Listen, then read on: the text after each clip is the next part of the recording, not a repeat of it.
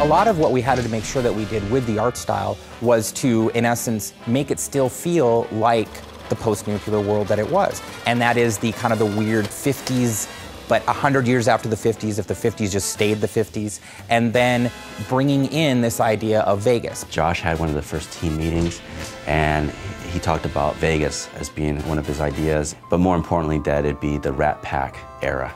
And when he said that, then I was just joyous, because it's just great aesthetics at that time. When we started the game, there were a few things aesthetically that we knew we wanted to do. We wanted to make sure that the architectural style of homes, and as well as the casinos, either reflected 50s style from the Vegas era, or it reflected an even earlier time, more like the settlers of the West.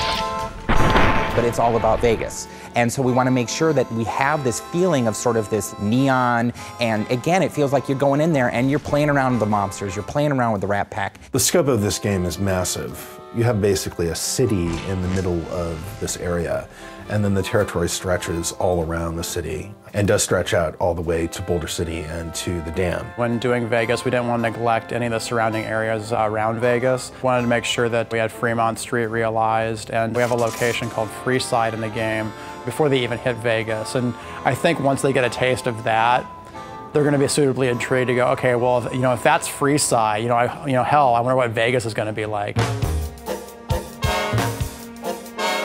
The Vegas that we were representing was really classic Vegas. This is something that dovetails nicely with the general aesthetic of the Fallout series as a whole. Everything to do with the Strip is a big artistic playground. One of the strengths we saw about being able to use Vegas as a location is because all those casinos have their own individual themes. It's like a big amusement park the size of a city.